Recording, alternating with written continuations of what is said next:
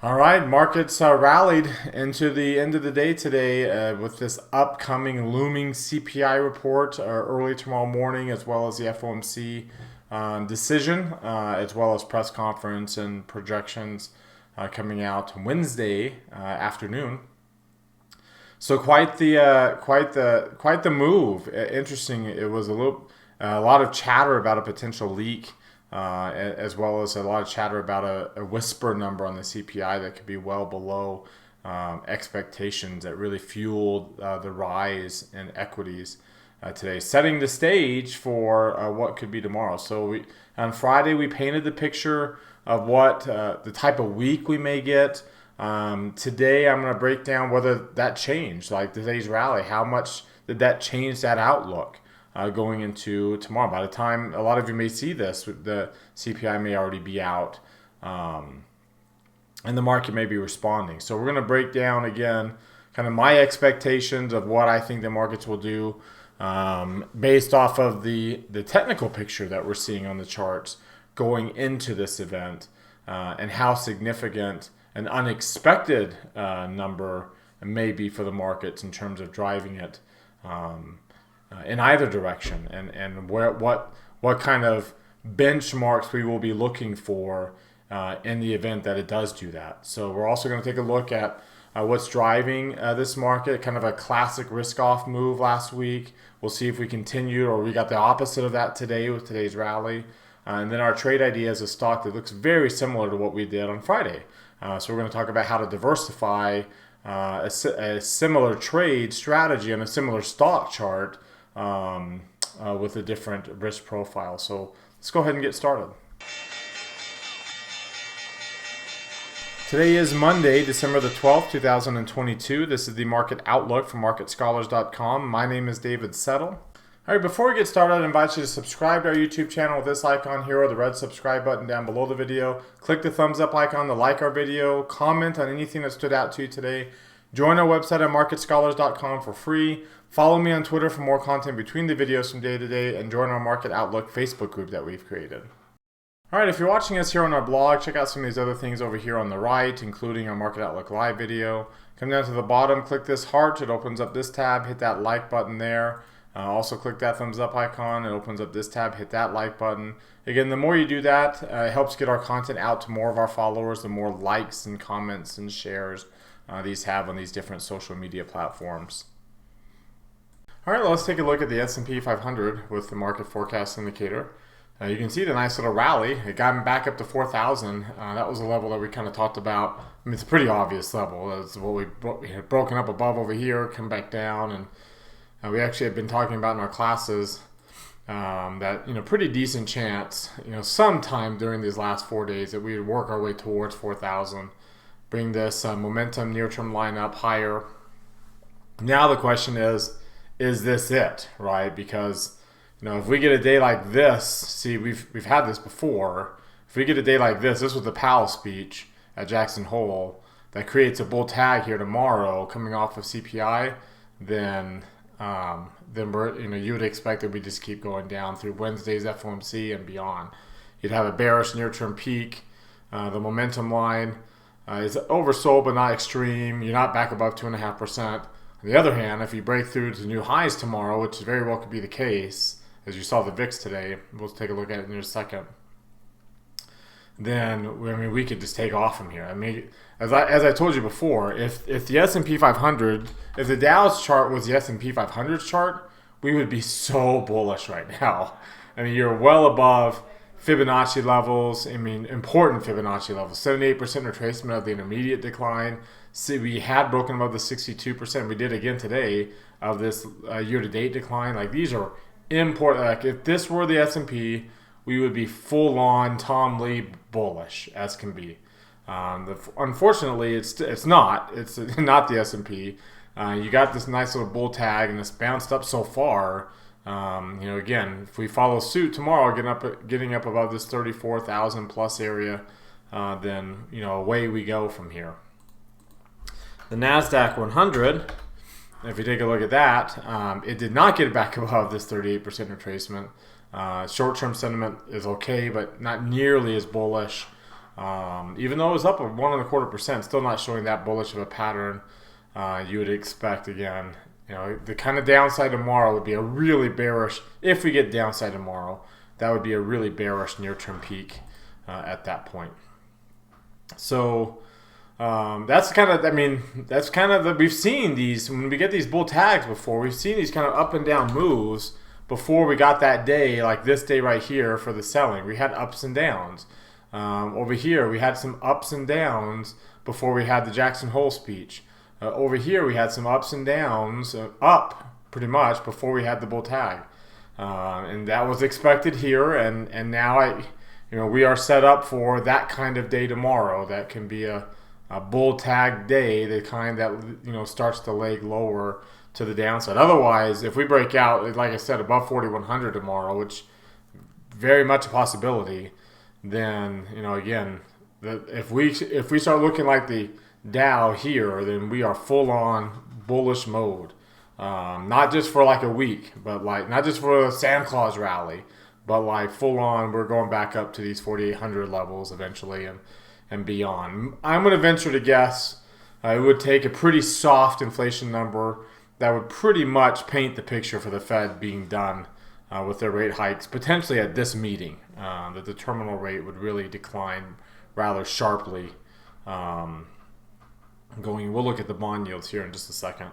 Let's take a look at the 10-year crossover. Of course, we're getting a bearish candle, right? We got the lower close, and as of right now, closing below that body. It's not the biggest candle, and it was barely turned negative, but it is negative, and it is below that body so far, right? The week's definitely not over with. Looking at the 3 green arrow charts, we don't have 3 green arrows anywhere. We do have 3 red arrows on the Russell still, so it's been now 5 days in a row. So that's pretty steady there on the 3 red arrow chart.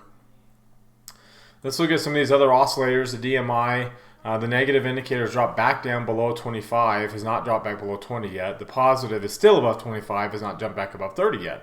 The ADX is really low, so we're set up for, again, some kind of breakout move, one way or the other. We're still above the cloud as we approach, about another week or so to get to the green territory here. There is no bullish trend going, so we've lost our trend strength from that perspective. The hull is kind of gone sideways here. We did get a higher low point here on the Hakinyashi candle, but we have not closed above that body yet, and we haven't closed back below this body yet. So we're stuck in neutral. Again, not surprisingly until tomorrow. Again, getting above the 410 would flip that parabolic SAR. We'd be well above the 20-day hull. I think that's a lower probability scenario, and I'm not expecting that, but that's kind of what we're seeing there. The money flow, you can see, jump back up to 50. You can kind of get a picture of where we're at right now.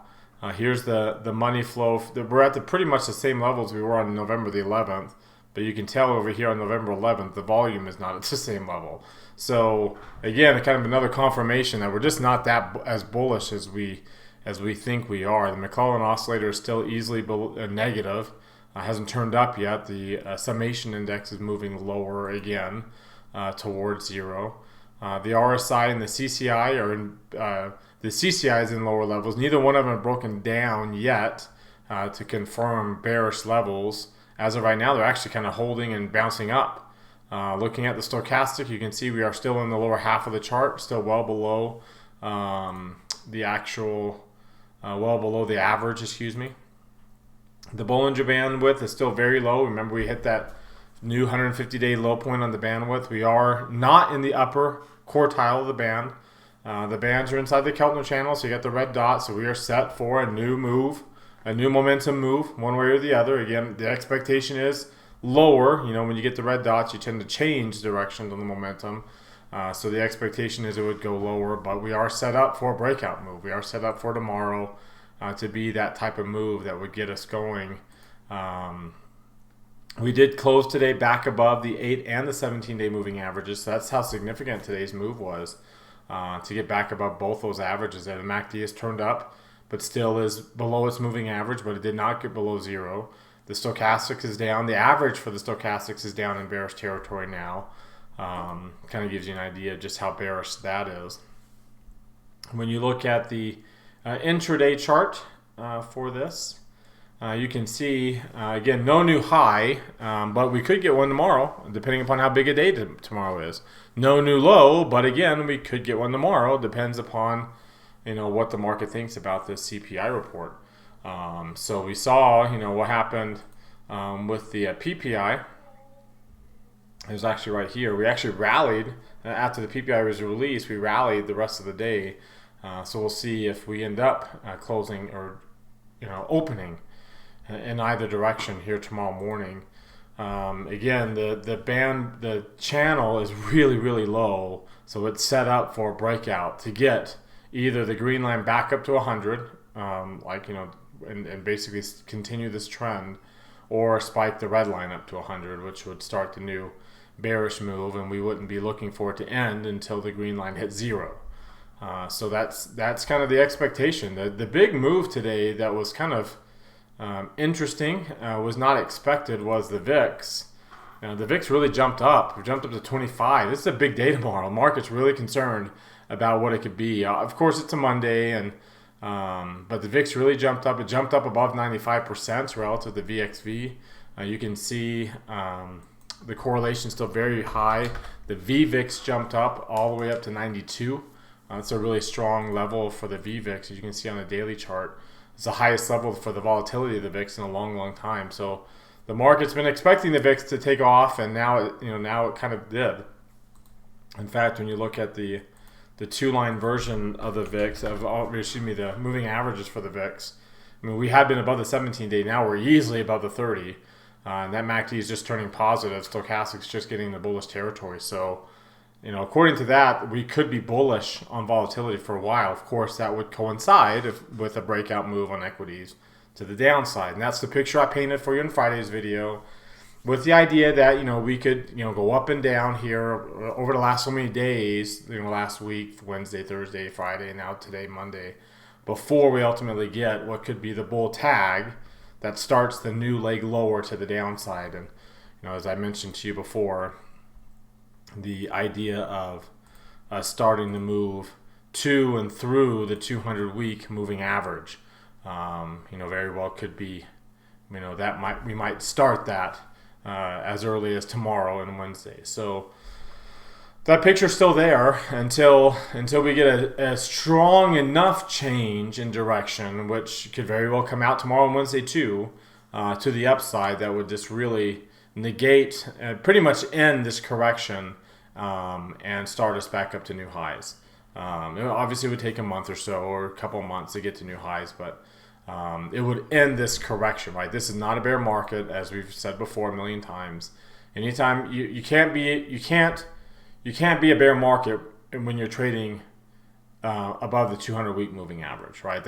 You just can't be in a bear market. Like, just because we were so far above the moving average doesn't make this a bear market, right? That makes that an insanely, unbelievably stupid bull market, and this is just correcting it back down to the mean, right? I mean, the 200, that's just the mean of the last 4 years. I mean, like, say that sentence out loud. We are currently, whatever percent, above the 4-year mean. Say that sentence out loud. We are 9% above the 4-year mean average value for the S&P, and then consider if that's a bear market or not. Just because we're down from a insane high that was over 40% above it, doesn't mean getting back to it is a bear market. That's the problem, right? And the issue is, once we get below that moving average, if we do the 200-week moving average, we've seen moves, like 30-40% below that line. Once you get below it, so that would make this correction look pale, like it would pale in comparison to where ultimately, if we were to get back down to these COVID lows, that would be a significant move. I mean, shoot, just right now, from where we're at right now, because that's as I mentioned to you on Friday, that's where I believe we would ultimately get down to, right around this 225 on the SPY. I mean, that's a 44% drop from current levels, even though we're technically have had a bear market now. I mean, that would make this look like nothing, right? And a lot of people would be kind of they'll view themselves as being a little silly and naive, thinking that that was the bear market. I mean, as much as Jim Cramer right now, because he said over here famously on This Week that the bear market was over with then in March. I mean, looking at that now, that looks pretty silly for that to be considered a bear market and that to be considered the end of it. Well, if we're down here, that will be silly for that to be considered a bear market and this potentially to be the end of it. It's just a correction, but we could very well be ending that correction this week. I think that's the low likely scenario, and I am leaning more towards the direction of that we were not ending. That we, last week was a classic risk-off week. I think we're going to see more of that after this report. And tomorrow's FOMC minutes or decision, press conference, projections, especially 2023 projections, all come out tomorrow. All right, now let's transition to what's driving this action. Of course, this is everything. This is the nowcast from the Federal Reserve of Cleveland. This kind of gives us an idea of what their expectations are for inflation report coming out for the November reading. 7.5%. There's been a lot of whispers about 7.3% out there. In fact, the market really rallied at the end of the day today on some whispers of a number coming out.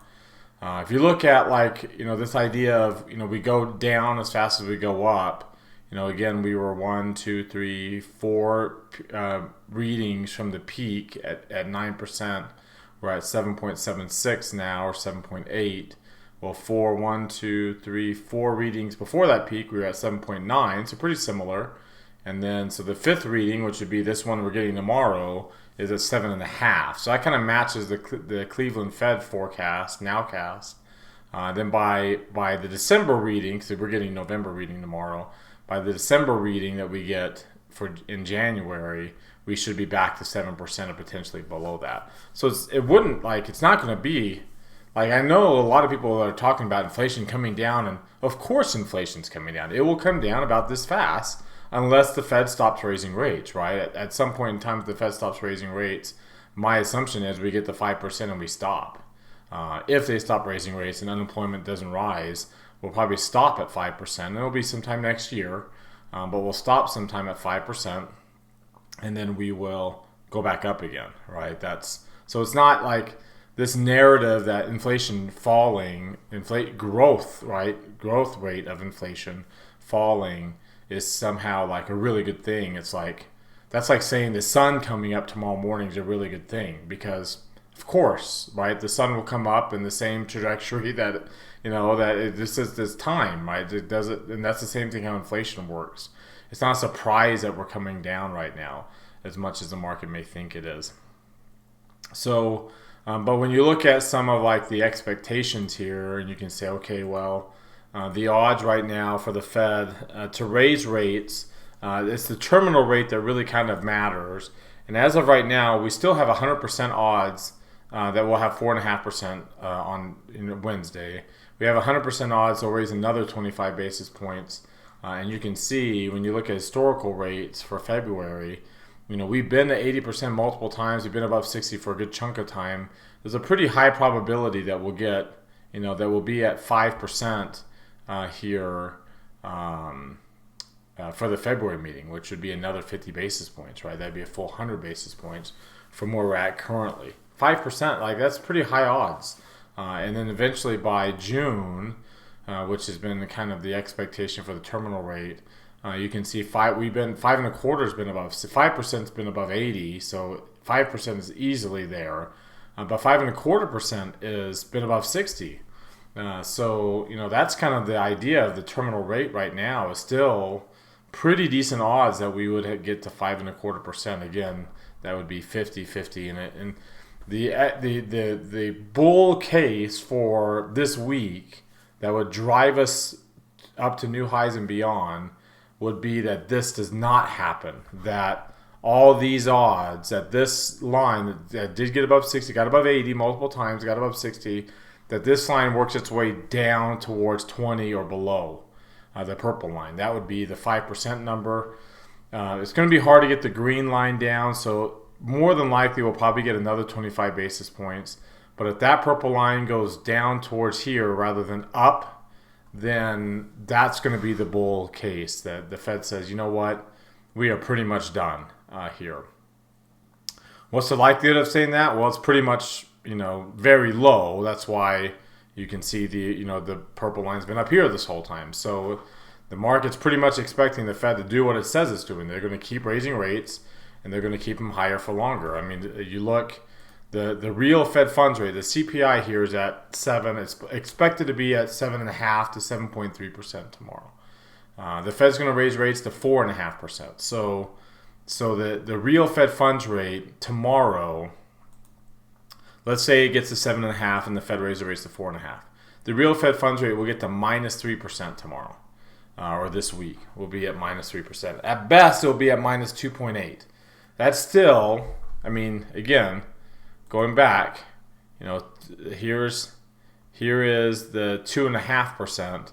So that would still be, there's still just literally a handful of times, literally 1, 2, 3, 4, a handful of times that the yield spread, the effective Fed funds rate has been as low as it's going to be this week after the Fed raises rates and the CPI improves. It would still be the 5th time that it's been at 2.8 to 3% negative in decades. So, this would indicate that the Fed is nowhere near being done raising rates. And again, the last rate hike cycle, besides the one in 2018, 2019, which, again, that's kind of what led to this. If you think that the inflation rate rallied because the Fed, the Fed didn't raise rates enough in 2018 and 19, well, we got another thing coming, right? Just, again, similar to what we saw over here in the 70s, which is what Powell brings up all the time. But in the 04-06 cycle, they didn't stop raising rates until the real Fed funds rate got to 2.5%. And the 90s here, they didn't raise. They kept rates at positive 2.5% for years after that 1994 rate hike cycle. And then again, you can see in the 80s, famously, they got up to 5% and kept it at 5% for years before finally breaking the back of inflation. So the fact that we're still at minus 3% suggests, and again, assuming that they raise rates in February, so that would mean that we'll get this next report here, December, and then January. We'll not get it because it's February 1st, I believe. Yes, it's February 1st. So we'll only get one more inflation report, which most likely will be at 7%. In that reading, the one in January. So 7.5 tomorrow, 7.3 to 7.5, 7% if we keep declining at the same rate that we were rising to the peak. So 7%, and the Fed again is widely 100% odds that it's going to be at in February. We have 100% odds it will be at 4.75, and pretty decent odds it will be at 5%. That would put the real Fed funds rate at a minus 2. Right, so even by the time they raise rates again in February, even if it got to 5% in February, we would still be at minus 2, which would still be very low. And yes, it's been, we've been negative. The Fed funds rate's been negative, but the Fed's been shifting out of this policy to go back to the policies that we had previously to avoid the high level inflations that we got in the 70s. So they're not going to keep this level, the policy of maintaining negative real Fed funds rate. They want to be more restrictive here and really avoid, again, having to raise it so high like they did in the early 80s. They want to try to avoid that as much as possible. So it kind of gives you an idea of how likely, will the Fed be done at this meeting? And obviously, according to that, the answer is most likely. Now, the next meeting after that, after February, would be in March. So we'd have the January, February, and March readings by March. Right now, the Fed is got a 90% probability of being at 5%.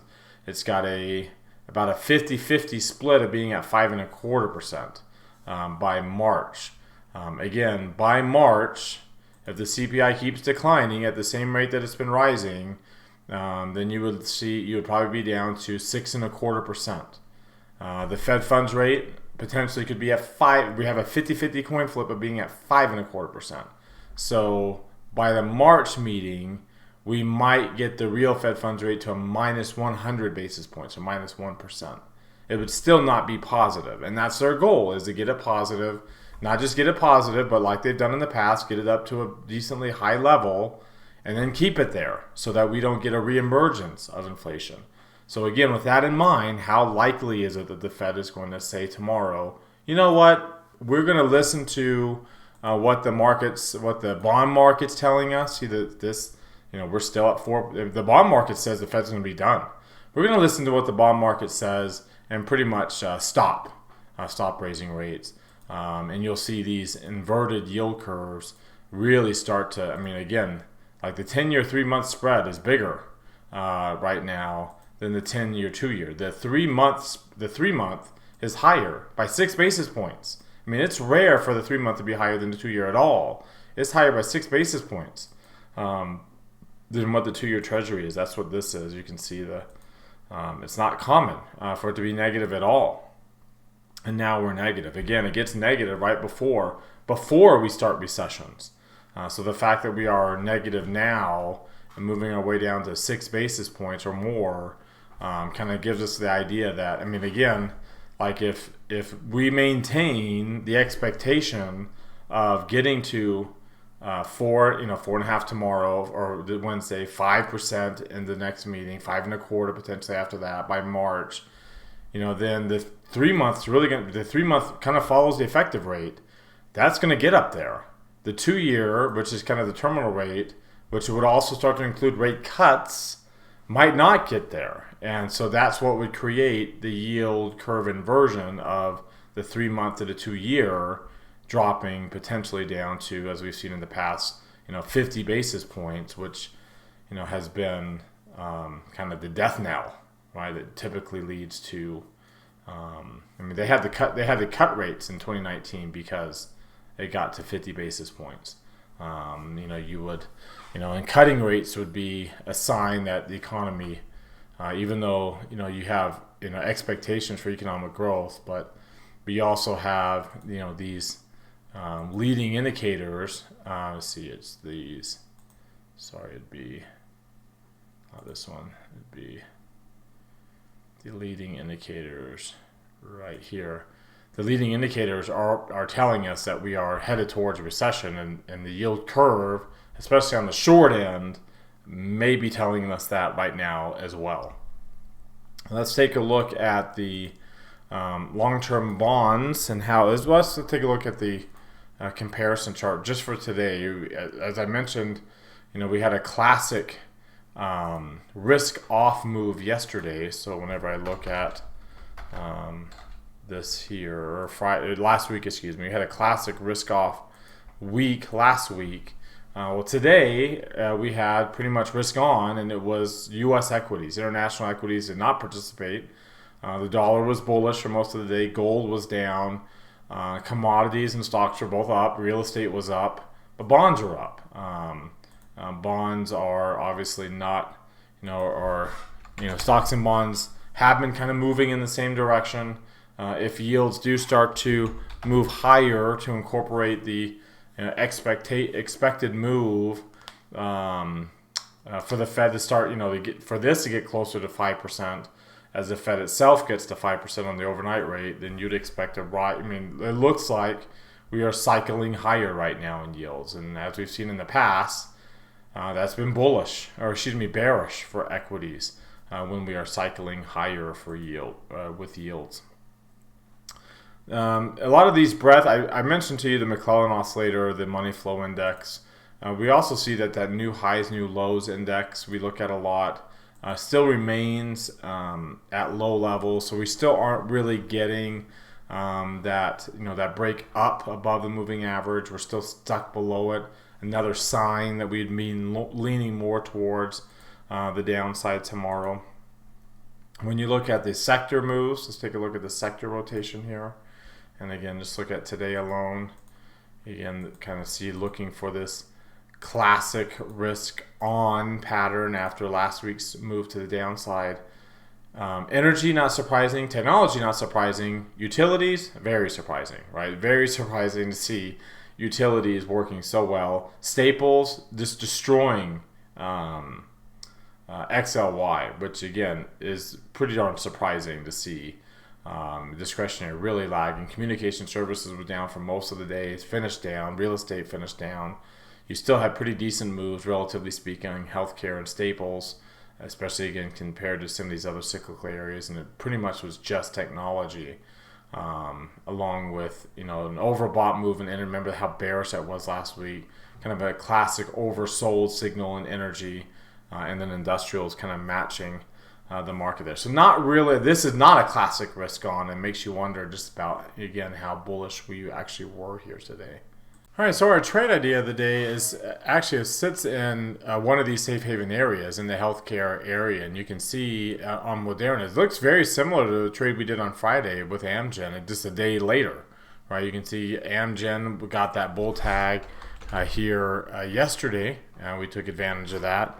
Moderna is getting it today, right? Breaking below, nearly 4% below the near-term line, avoiding getting. I mean, for 3 peaks now, it's gotten in the bullish territory, but it has not taken off. The last one actually barely got above 80, barely produced an overbought cluster, and then now obviously avoided the bearish territory here. But the near momentum line this go around has gotten to extreme levels that it did not get these previous times.